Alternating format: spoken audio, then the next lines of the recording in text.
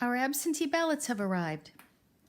More than 20,000 votes cast in Ohio's April primary did not count due to mistakes and just other problems with absentee ballots. So the purpose of this video is to walk through how to successfully complete and submit an absentee ballot in Ohio, hoping to avoid some of those mistakes. When you receive your absentee ballot in the mail and open it, you will find 4 items inside. There is a page of directions, and this discusses how to complete it, how to return and track your ballot. You also will find your ballot. First thing I would do is check this upper right corner and just verify that you have the correct ballot. Then fill it out completely. You will need to completely fill in all of the bubbles. Think standardized testing in school. No partial marks. It has to be complete so that the scanner can read the ballot. And you must use a blue or black pen. Do not remove this bottom perforated stub. That is critical that you have that. Your ballot will not be counted without this. Once you have made all your voting selections, then take your ballot and insert it into this envelope. This is an inner envelope, sometimes referred to as the secrecy envelope.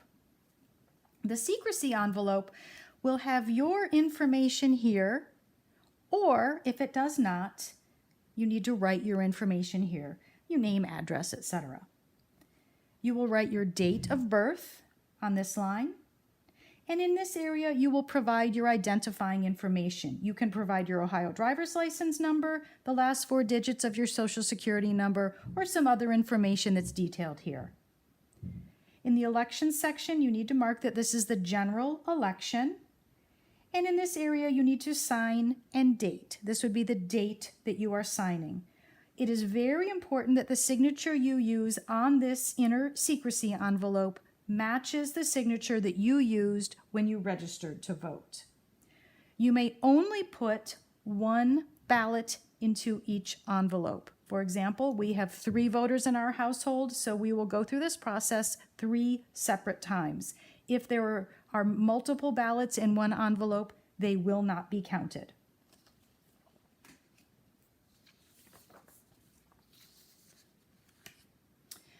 How can you and then it must be sealed. You must seal the back or this will not be counted. And then you will put it into the mailing envelope. This has no identifying information on it other than you will put your return address because you're mailing. And if you choose to submit this through the post office, you will need to put on postage. Some Ohio ballots require 1 55-cent stamp and some require more. So I highly recommend that just to be safe, you use 2 55-cent stamps when you mail your ballot. This envelope also will need to be sealed, and there are reminders every step of the way about what you need to have done before you seal it. So how may you submit this? You may submit this through the U.S. Postal Service. And if that is the case, you need to make sure that this is postmarked by November 2nd. It has to be postmarked prior to Election Day, which is November 3rd. I recommend, if you use the post office, that you submit this as soon as possible to allow time for the Board of Elections to contact you if they have any questions about your ballot or if any of your information doesn't match, such as your signature. And I also hope that we won't overwhelm the Postal Service, so sooner the better. If you choose to take this to your Board of Elections, there is a drop box, and this again is all outlined on the original envelope. There is a drop box that you can use. It is secure with video cameras on it. Outside of your Board of Elections, you can put it in there. That must be it must be submitted that way by 7:30 p.m. on election day. Or you can actually walk it into your Board of Elections. Either way is fine. Do not return your ballot. This is really important. Do not return your ballot to your local precinct polling place on election day. Ballots returned in that manner will not be counted. Who can return your ballots? It has to be a close family member. So tomorrow I will take my spouse, my child, and my ballots. You can take for nieces, nephews, parents, grandparents, but you may not return ballots for friends, colleagues, coworkers, etc. If you have applied to vote by mail, you cannot vote a regular ballot in person on election day. If something happens to your ballot and you no longer have it in your possession, you will be allowed to vote a provisional ballot, but I really recommend against that if at all possible.